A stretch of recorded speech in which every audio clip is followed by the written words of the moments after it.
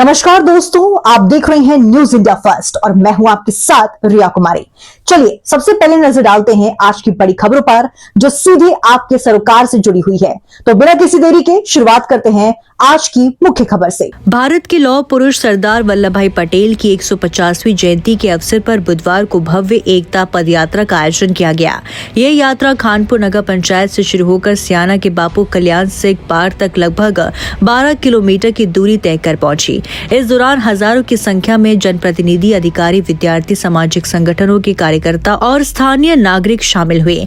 लोगों ने हाथों में राष्ट्रीय ध्वज और सरदार पटेल के चित्र लेकर एक भारत श्रेष्ठ भारत और सरदार पटेल अमर रहे के नारे लगाते हुए यात्रा में उत्साह पूर्वक भाग लिया। पद यात्रा के समापन पर बापू कल्याण सिंह पार्क में एक कार्यक्रम आयोजित किया गया, जहां सरदार पटेल के योगदान को भावपूर्ण शब्दों में याद किया गया। वक्ताओं ने कहा कि सरदार पटेल ने अपनी दृढ़ इच्छा शक्ति और दूरदर्शिता से 562 रियासतों का एकीकरण कर भारत को एक सूत्र में पिरोया था। कार्यक्रम में सांसद डॉक्टर बोला सिंह मुख्य अतिथि के रूप में शामिल हुए। मंच पर जिलाध्यक्ष विकास चौहान, विधायक देवेंद्र सिंह लोधी, क्षेत्र अध्यक्ष सत्येंद्र सिसोदिया, पूर्व विधायक अनीता लोधी, सुभाष यदुवंशी, प्रदेश मंत्री बसंत त्यागी समेत अनेक जनप्रतिनिधि उपस्थित रहे। सभी अतिथियों ने सरदार पटेल के चित्र पर पुष्प अर्पित कर श्रद्धांजलि दी और उनके योगदान को नमन किया।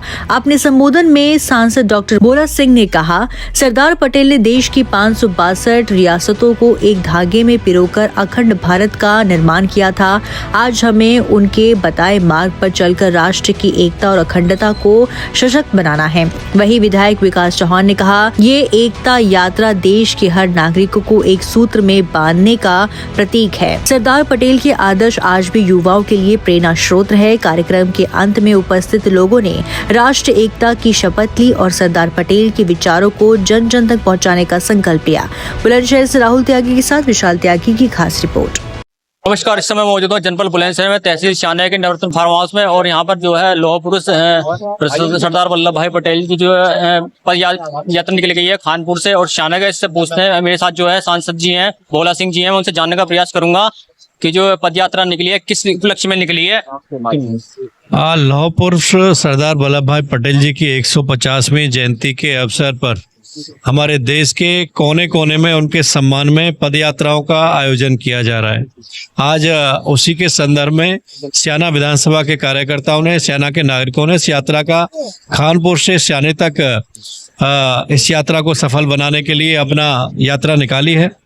और इस यात्रा का उद्देश्य है कि जिस तरीके से सरदार वल्लभ भाई पटेल ने देश को एक सुराग में पिरोने का काम किया, आज माननीय मोदी जी उनके सपनों को साकार करने के लिए देश को विकसित भारत, आत्मनिर्भर भारत बनाना चाहते हैं। देश को वन नेशन वन इलेक्शन से जोड़ना चाहते हैं।